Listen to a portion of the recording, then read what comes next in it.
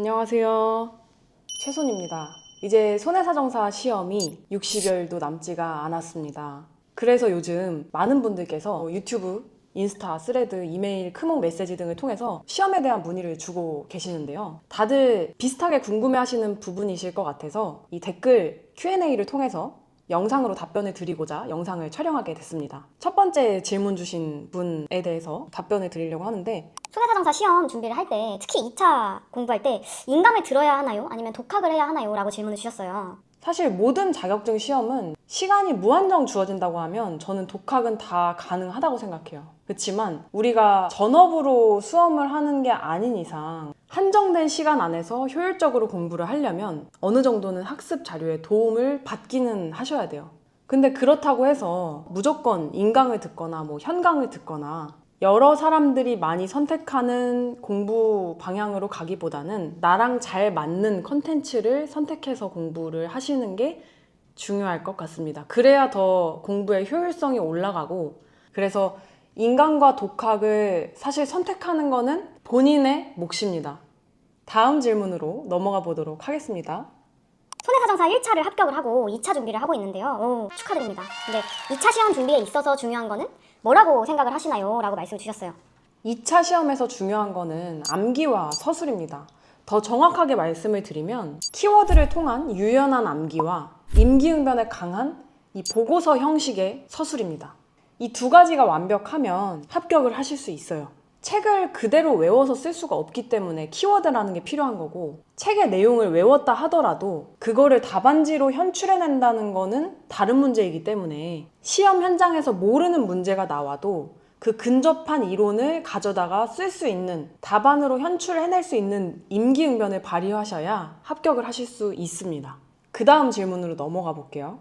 2차 시험 관련한 질문이 굉장히 많은데, 손해사정사 2차 시험 계산 문제는 어떤 식으로 출제가 되나요? 수포자도 가능한가요? 라는 질문 주셨어요. 손해사정사 2차 시험에서 계산 문제는 어디서 등장을 하느냐? 보통은 손해배상액 산정과 지급보험금 산출에서 등장을 합니다. 근데 이거 수포자인데 가능하시냐고요? 가능합니다. 손해사정사 시험은 시험장에 계산기를 들고 가는 시험이 아니기 때문에 정해진 산식에 맞게 사칙 연산만 잘 하시면 충분히 풀 수 있는 문제들이라서 어려운 수학과는 관련이 없습니다. 그래서 수학에 너무 겁먹지 마시고 도전을 하셨으면 좋겠습니다. 다음 질문인데요. 굉장히 여러 사람들이 많이 고민하는 질문이에요. 암기가 너무 어려워요. 암기를 어떻게 해야 하나요? 저도 암기 강박이 있던 사람입니다. 근데 암기는 누구나 어려워요. 암기할 때 이 책을 그대로 암기한다는 생각을 좀 버리셔야 돼요. 뭔가 한 가지 주제가 있으면 그 주제의 상위 개념 또는 주변 개념들을 같이 연결지어서 키워드와 구조화를 시켜서 약간의 마인드맵처럼 뻗어 나간다고 생각하고 암기하시려고 노력을 하면 충분히 극복하실 수 있어요. 자, 다음 댓글은 서술과 관련된 내용인데요. 답안지를 잘 쓰는 특별한 요령이 있을까요? 라고 질문을 주셨어요. 공부가 다 되어 있고 암기가 다 되어 있는데 답안으로 풀어내는 걸 굉장히 어려워하시는 분들도 있습니다. 근데 답안을 잘 쓰시려면 이미 공부를 할 때부터 본인만의 답안의 형태와 틀이 있어야 돼요. 그러니까 공부할 때는 답안지 형태로 공부를 안 하다가 시험장에 가서 처음 써보려고 하죠? 절대 써지지 않습니다.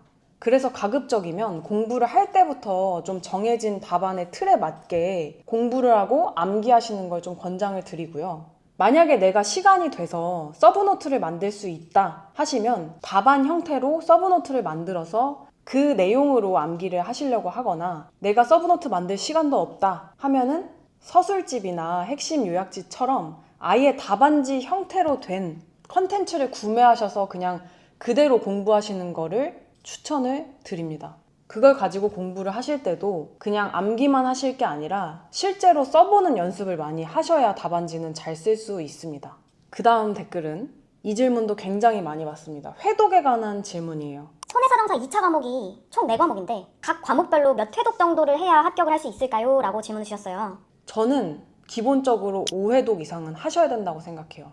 엄청 많은 300장, 400장 되는 그런 책을 다 여러 번 회독을 하셔서 그대로 암기하셔라 그런 내용은 아니고요. 어느 정도는 핵심적으로 좀 요약이 된 내용으로 정리를 해서 회독을 하시거나 앞서서 말씀드린 것처럼 아예 그냥 답안지화된, 답안지 형태로 된 자료를 가지고 반복적으로 회독을 해서 암기와 서술이 자연스럽게 따라오실 수 있게끔 공부를 하시면 저는 좋을 것 같습니다. 그 다음 질문은 조금 더 현실적인 질문인데요. 나이가 많은데 이 신체 손해사정사 시험이 굉장히 어려운데 합격을 할 수 있을까요? 라는 질문입니다.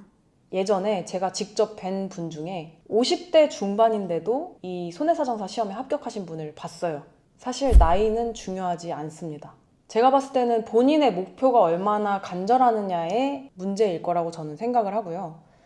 목표를 시험 합격에만 두는 게 아니라 정말 내가 뒤늦었지만 이 시험을 합격해서 이쪽 분야로 터닝을 해서 손해사정사로서 열심히 일을 해보고 싶고 내 인생을 한번 바꿔보고 싶다 하면 내 나이가 늦었는데 자격증을 취득하고 나서 일을 할 수 있을까? 이런 고민부터 먼저 하면서 재지 마세요. 그냥 일단 마음 먹으셨으면 저는 시작하는 게 맞다고 봅니다. 그래서 나이는 크게 저는 중요하지 않다고 생각을 합니다.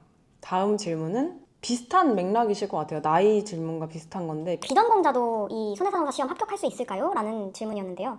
비전공자분들이 오히려 초반에는 접근하시기 어려우실 수는 있어요. 보험이라는 것 자체를 처음 접하시기 때문에. 근데 일단 공부를 시작하고 나면 전공 여부는 중요하지 않아요. 왜냐면 내가 얼마나 이해하려고 노력하느냐에 따라서 내용에 대한 습득 여부가 달려 있는 것 같거든요. 그래서 손해사정사가 전문성이 있는 자격증은 맞지만 이 보험 쪽으로 전공을 안 하면 노력을 해도 합격할 수 없는 그런 어려운 시험까지는 아니라고 저는 생각을 합니다. 다음 댓글입니다. 물리치료사, 간호사 등 직업이 손사를 준비하는 데 있어서 메리트가 있나요? 라는 질문도 굉장히 많이 주시고 계시는데요. 충분히 메리트가 있습니다. 왜냐하면 물리치료사 같은 의료기사분들과 간호사 같은 의료인분들은 일단 의학적인 지식이 바탕에 있으시기 때문에 손해사정사 2차 과목 중에 의학이론에 대해서는 조금만 공부를 하셔도 쉽게 점수를 확보하실 수가 있어요. 다만 나머지 책임근제와 재산보험, 자동차 보험에 대해서는 좀 공부를 하셔야겠지만 조금은 더 수월하실 수 있다. 그게 메리트다 라고 말씀을 드립니다. 다음 댓글은 이제 현업과 관련된 질문을 주셨는데요. 보통 하루 근무 시간은 어떻게 되고 주말 근무는 하시나요? 라는 질문 주셨어요. 저는 현재 독립손해사정사입니다. 독립손해사정사 분들도 그 회사에 소속되시는 분들이 있고 저처럼 프리랜서인 분들이 계세요. 프리랜서라는 것은 결국 뭐다? 일하는 시간이 정해져 있지가 않다.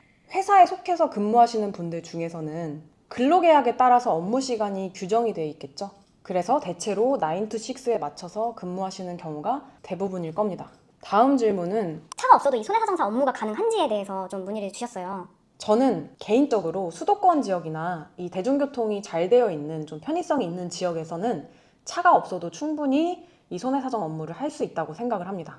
하루나 한 달에 처리해야 하는 건수가 많아질 경우에는 이동에 대한 효율성을 좀 따져봐야 되기 때문에 차량에 병원 서류나 짐을 두기 편리한 그 편리성 등을 고려했을 때 차량이 필요한지를 고민해보는 거지 손해사정을 하려면 무조건 차가 있어야 된다? 이거는 전 아닌 것 같아요.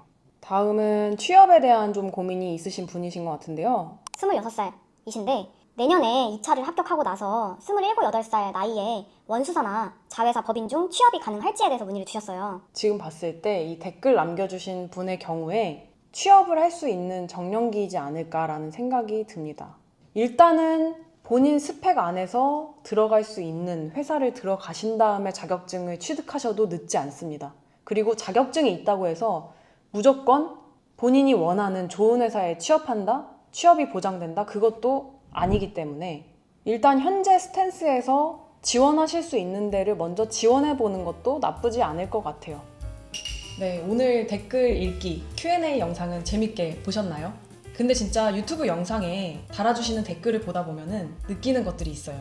손해사정사라는 직업이 아직까지는 낯선 분들도 많이 계시고 이 손해사정사 시험에 대해서 도전할지 말지 고민을 하시는 분들이 굉장히 많으신 것 같은데 저는 시험에 대해서 고민하시는 분들께는 공통적으로 드리고 싶은 말씀이 다들 뭔가를 처음 도전할 때는 막연한 게 당연합니다.